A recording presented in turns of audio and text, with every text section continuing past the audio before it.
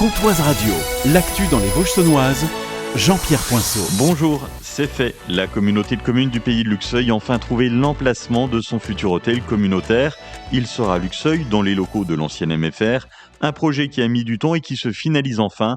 Jacques Deshaies, président de la communauté de communes du pays de Luxeuil. Ce bâtiment nous appartient. Il y aura un lifting, il y a des travaux à faire. On va les faire, on va les assumer. Et je serai très très fier de pouvoir dire que notre siège, il est au centre historique de la ville de Luxeuil. C'est très important. Il dispose de toute la superficie dont on a besoin pour faire ce local, ces bureaux administratifs, une salle de conseil communautaire. C'est pour moi très important. Il fallait vraiment qu'on ait une autonomie et on pourra avoir une vraie salle de conseil communautaire dans laquelle on se réunira, on réunira nos bureaux communautaires. On pourra peut-être mettre à disposition la salle pour des séminaires. Enfin, je ne sais pas, ça va être quelque chose de très beau. 450 000 € d'amende requis contre le logisticien Jeffco. L'affaire est jugée cette semaine à Vesoul. Elle met en cause l'ancien logisticien, aujourd'hui devenu Seva Logistique.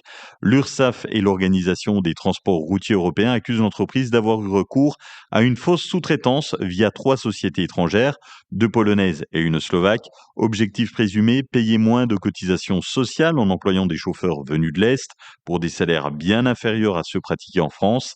Selon les parties civiles, Jeffco dirigeait en réalité ces sociétés en leur imposant ses tarifs et ses conditions, une stratégie qualifiée de fraude organisée par le procureur, avec à la clé un manque à gagner de plus de 800 000 € pour l'URSSAF et une concurrence déloyale dénoncée par la profession. Le parquet requiert 450 000 € d'amende contre Jeffco et des peines allant jusqu'à 1 an de prison avec sursis et 100 000 € d'amende pour un des anciens responsables. À la barre, la défense reconnaît des négligences et réfute toute volonté de fraude organisée. Elle évoque des dysfonctionnements internes, notamment au sein de l'agence de Vesoul, aujourd'hui fermée. La décision du tribunal sera rendue ultérieurement. En attendant, le groupe Seva Logistique affirme avoir renforcé ses contrôles internes dans un secteur du transport jugé extrêmement concurrentiel. En Haute-Saône, trop de jeunes renoncent aux études supérieures, souvent faute de moyens ou de solutions adaptées sur le territoire. C'est ce que révèle un rapport de la Chambre régionale des comptes. En 2022, seulement 74% des bacheliers haut-saônois poursuivent leur étude, contre 78% au niveau national, et les écarts se creusent dès la fin de la 3e.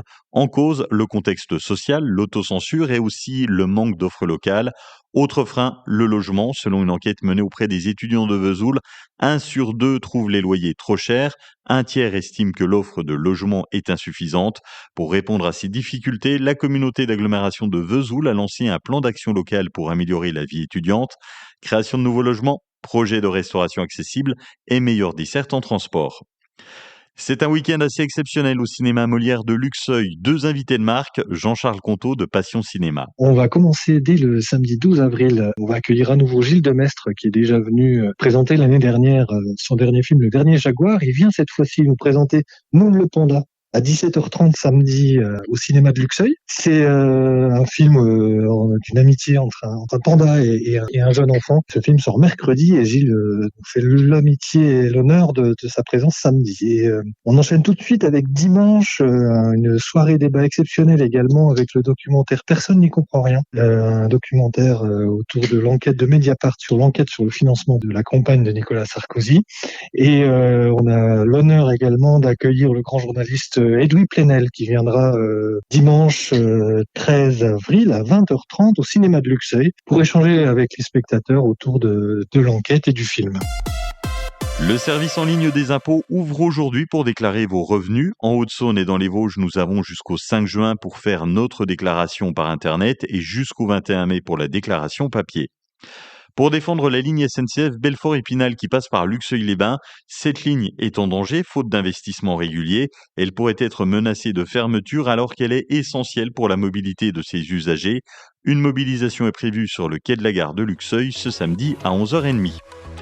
C'est une après-midi ensoleillée dans les Vosges saunoises avec un air d'été, au mieux 21 degrés cet après-midi, 18 à Luxeuil, Ormoage, Saint-Loup et Fougerolles, 19 à Lure, Froide-Terre, Sceaux et Bétoncourt-les-Brottes et 21 degrés au Val-d'Ajol et Vesoul. Demain, c'est un copier-coller, du soleil toute la journée pour les maximales 7 degrés le matin et jusqu'à 22 l'après-midi. Passez un bon jeudi sur Comtoise Radio. Vous aimez Comtoise Radio, son actu locale, sa playlist des Vosges saunoises? Aujourd'hui, c'est nous qui avons besoin de vous. Pour continuer à vous informer et vous divertir, nous lançons un appel aux dons. Soutenez-nous. Retrouvez le lien sur notre page Facebook en publication épinglée ou écrivez-nous en message privé. Merci pour votre soutien.